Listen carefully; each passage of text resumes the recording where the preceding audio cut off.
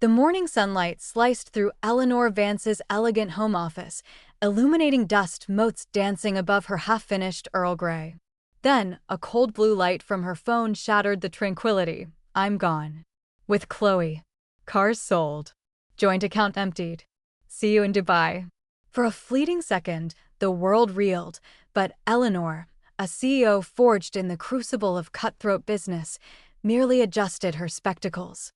Her gaze then settled on the security monitor, displaying yesterday's incriminating farewell, confirming the betrayal. He thought he'd ruined her. She simply typed 2 words in reply. Check again. Arthur Sterling glared at the 2 words on his phone screen, a cold dread forming in his gut. Check again. What did that mean? He just sent his triumphant farewell, expecting a torrent of desperate calls, not this cryptic dismissiveness. A surge of irritation, then an icy prickle of fear, made him pull up his banking app. His jaw went slack. His personal checking account, where his latest, substantial commission should have landed, was empty. Not just empty, the incoming transfer was reversed, redirected to a holding account he didn't recognize, linked to Eleanor's business trust, protected by Evelyn Reed's ironclad legal expertise. He frantically checked their joint savings, the emergency fund, even the modest investment account they shared. All zeroed out, funds systematically rerouted. Panic, cold and sharp, replaced his smug satisfaction.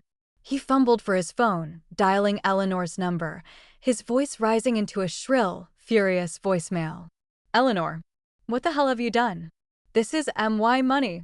You can't just steal from me. I'll call the police. You think you're so smart, but you've just made things 10 times worse for yourself. He ended the call with a guttural grunt, his grandiose escape plan already crumbling.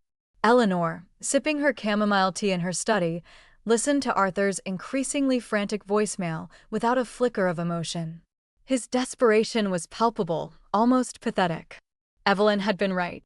The moment Eleanor had noticed Arthur's suspicious transfer attempts from their joint account and his unusual inquiries about the house's equity, Evelyn had advised immediate preemptive asset protection. It wasn't about stealing from Arthur, it was about preventing him from stealing more from her. His salary, now legally redirected, was simply ensuring his illicit gains didn't vanish into his Dubai fantasy. But Arthur's panicked mention of the house sparked a new, chilling thought. Eleanor pulled up the property records, her fingers flying across the keyboard. And there it was. A second mortgage, a substantial sum, taken out just last month. Her breath hitched. Her signature. Forged. Not just any forgery, a highly convincing one, but distinctly not hers. This wasn't just a betrayal, this was a federal crime. Fraud. Forgery. Her blood ran cold, not from fear, but from the sheer audacity, the depth of his calculated malice. He hadn't just tried to financially ruin her, he'd attempted to shackle her with debt, using her own assets against her. She immediately forwarded the incriminating document, along with a concise email, to Evelyn Reed. The reply was instantaneous, almost chillingly calm. Eleanor, this is a game changer. I'm contacting Detective Miller and the federal authorities immediately. Please pack a small bag. For your safety, and to avoid any potential confrontation, I advise you check into the hotel we discussed. My team will arrange everything.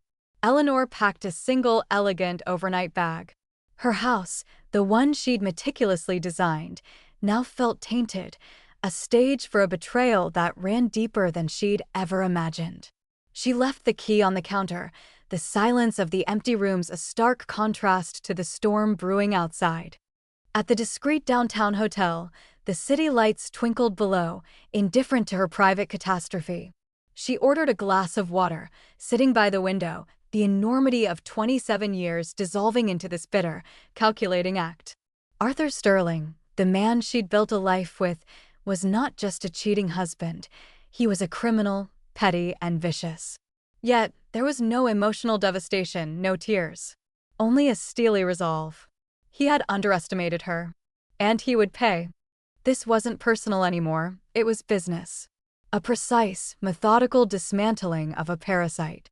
Arthur Sterling, in the lavish, but now suddenly sterile Dubai hotel room, smirked as he reread his parting text.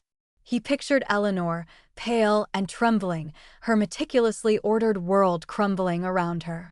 It was precisely the reaction he deserved after years of her suffocating control. He tapped his phone, ready to bask in her inevitable torrent of panicked messages, perhaps a desperate plea. But his screen remained silent. His smugness wavered. That wouldn't do. He accessed his banking app, confident the joint account, now conveniently emptied by him, would show the final, devastating proof of his escape. Instead, a dizzying array of notifications assaulted his senses. His most recent paycheck, the one he'd expected to clear into the shared account, was gone. Not spent, but rerouted. Every automatic transfer, every direct deposit he had expected to arrive in what he considered his share of their funds, had vanished from his purview. The joint account, while indeed empty on his side, now showed a zero balance, not because he'd withdrawn everything, but because his salary was no longer feeding into it. Panic clawed at his throat. This wasn't right. He checked again and again.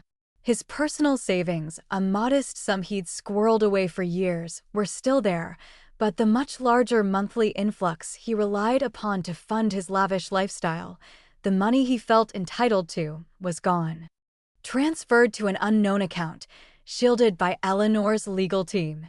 Evelyn Reed's signature move. Enraged, Arthur snatched up his phone. "Eleanor," he roared into the voicemail, his voice cracking with a mix of fury and disbelief. "What the hell have you done? This is theft. You can't just reroute my money. I'll have you arrested. You hear me?" He slammed the phone down, his carefully constructed fantasy of a smooth escape shattering around him. Chloe, who had been painting her nails nearby, looked up, a flicker of unease in her eyes. "What's wrong, Art?" she asked, her voice laced with nascent concern. Eleanor, meanwhile, sat in her quiet study, a faint, almost imperceptible smile playing on her lips as she listened to Arthur's blustering voicemail. His unraveling was predictable, a testament to his utter lack of foresight. She forwarded the message to Evelyn, a succinct note attached, Exhibit A for his temperament. It was later that day, during a deep dive into their shared financial history, a tedious but necessary task, that Eleanor discovered the true depth of Arthur's depravity. Hidden amongst a stack of digital documents, nestled within what appeared to be legitimate mortgage refinancing papers, was a forged signature. Her signature. A fraudulent second mortgage, taken out against their primary residence, for a substantial sum she knew nothing about. Arthur had systematically siphoned funds, not just from their joint accounts, but by actively jeopardizing her largest asset. This wasn't merely betrayal, it was criminal. Federal criminal. Her analytical mind, devoid of personal offense, processed the information with detached precision. This elevated the situation beyond a messy divorce. It was now a clear-cut case of fraud and forgery. She immediately compiled the evidence, the forged documents, the loan statements, the timestamps, and forwarded them to Evelyn. The response was instantaneous, a single text message. Federal authorities contacted. Prepare to leave the house. We want him caught in the act, not you in the crosshairs. Within the hour, Eleanor's assistant, Clara Jones, had packed a small, elegant travel bag.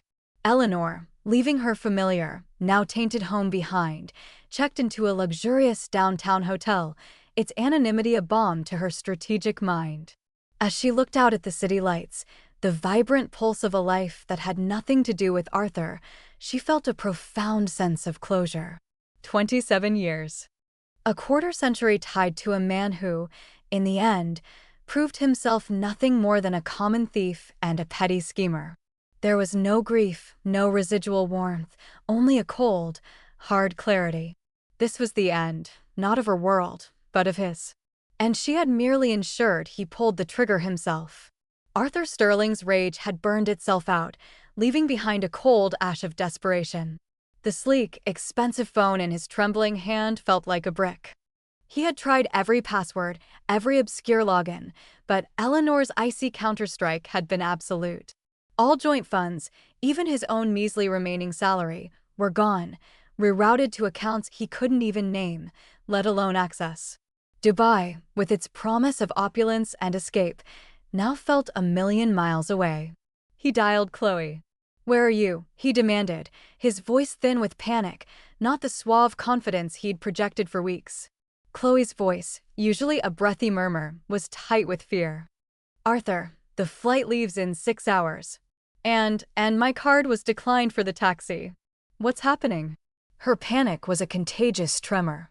Arthur, slumped in a cheap motel chair, railed, pacing the worn carpet. "She's playing games. Eleanor, that witch, she's trying to trap us." He fumbled with his laptop, trying desperately to access his online banking again, typing furiously, muttering passwords under his breath.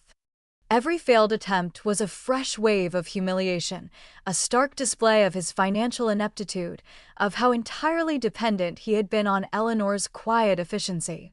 Across town, in the sterile comfort of her downtown hotel room, Eleanor listened through Evelyn's securely routed audio feed from the hidden device in Arthur's laptop bag, a precaution taken months ago. She heard Chloe's whimper, Arthur's increasingly frantic and nonsensical explanations. His voice cracked with the kind of self-pitying rage that Eleanor had grown to despise. He blamed her, the banks, the world, never himself. The next morning, the calm facade Eleanor projected at work was momentarily tested. Her assistant, Clara Jones, discreetly announced, "Mr. Robert Sterling is here to see you, Ms. Vance." Eleanor raised an eyebrow.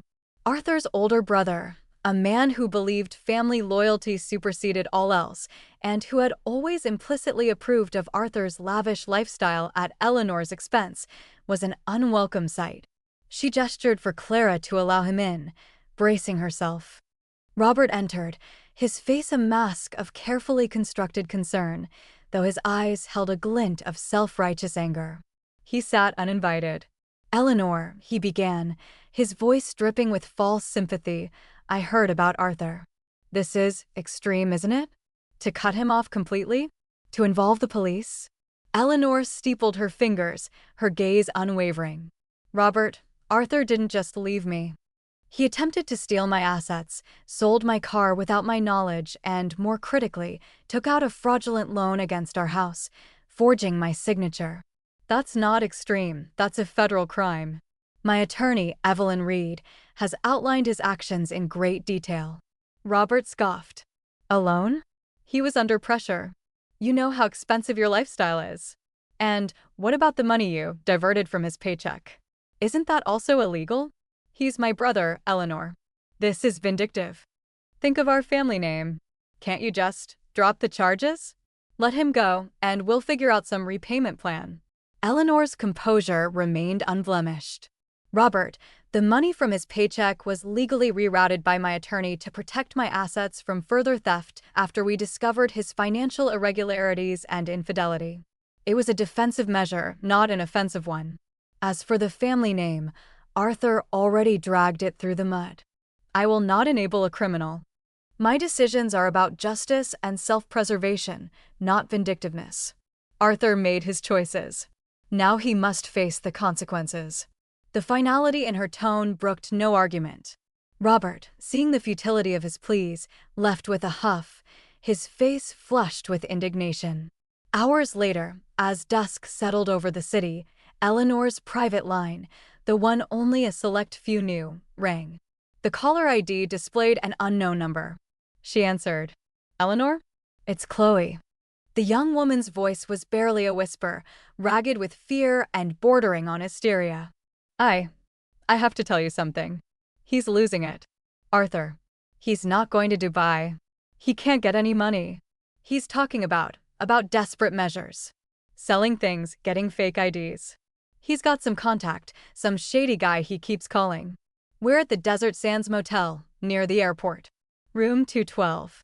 Please, Eleanor, he's terrified and I'm scared. He's drinking, he's paranoid. He just smashed his phone, said you were listening to us. I used the motel room phone. I just want out of this." The line went dead. Eleanor's face, usually so impassive, tightened. The net was closing. She immediately dialed Evelyn Reed. The urgent call to Evelyn Reed was concise, factual. Chloe just called me. Arthur is at the Sky Harbor Inn, room 207. She says he's losing it, talking about illegal activities, and she's terrified. He might try to flee again. Eleanor's voice was steady, betraying none of the cold satisfaction that flickered in her eyes. Evelyn, ever efficient, assured Eleanor she would contact Detective Miller immediately. It wasn't long before Eleanor received a brief text from Evelyn. Miller's on it. Stay put. Detective Miller moved with swift precision. 2 patrol cars, lights flashing discreetly, converged on the Sky Harbor Inn. Arthur, agitated and pacing, was indeed in room 207, his meager belongings already stuffed into a cheap duffel bag. Chloe sat huddled on the bed, her face tear-streaked, clutching a phone. As the door burst open, Arthur's eyes widened in raw panic. He made a desperate lunge for the window, a pathetic attempt at escape, but was quickly subdued by the officers. His shouts of, "This is a misunderstanding. She set me up," echoed down the corridor, laced with a familiar whine of victimhood. Chloe watched, numb, as the handcuffs clicked into place, sealing Arthur's fate. The arraignment was a stark, unadorned affair. Eleanor sat quietly in the public gallery, a discreet presence amidst the murmuring crowd. Arthur, disheveled and pale, stood before the judge, his usual smugness replaced by a hunted, bewildered expression. The prosecutor laid out the charges: federal loan fraud, forgery, grand theft, and attempted flight to avoid prosecution. Each charge landed like a hammer blow. Eleanor watched him, searching for any flicker of remorse, a hint of understanding for the devastation he'd wrought. There was none. Only self-pity, resentment, and a deep-seated conviction that he was the wronged party. When the judge, grim-faced, announced a bail of $500,000, an amount so astronomical it might as well have been $1 billion for Arthur, a gasp escaped his lips. He looked around wildly, as if expecting someone, anyone, to swoop in and rescue him from the consequences of his own actions. Eleanor felt a chill, a stark realization that this man, her husband for 27 years, was truly beyond redemption. Weeks bled into months, filled with preliminary hearings and motions. The evidence against Arthur was overwhelming: the forged loan documents, the wire transfers, Chloe's testimony, and Evelyn Reed's meticulous legal work.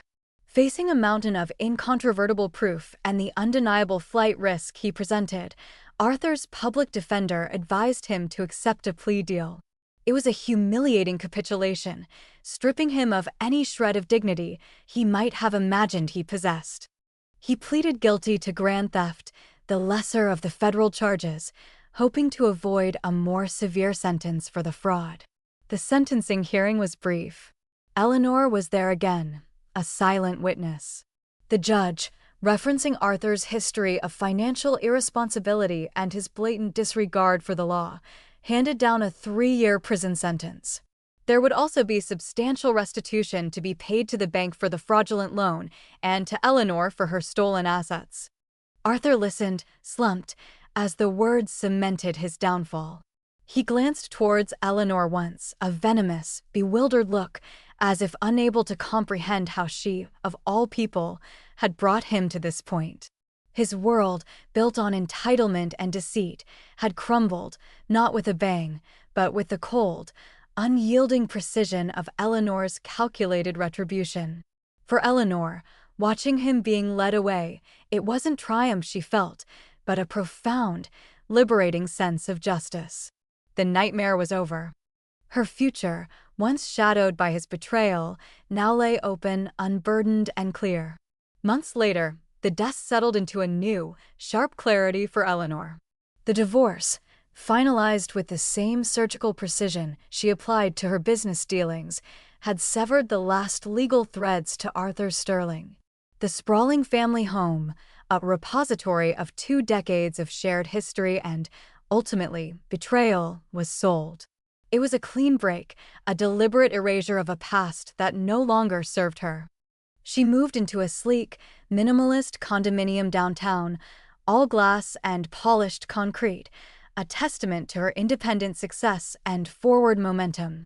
From her panoramic windows, the city lights sparkled, not as a symbol of lonely isolation, but as a vibrant tapestry of possibility.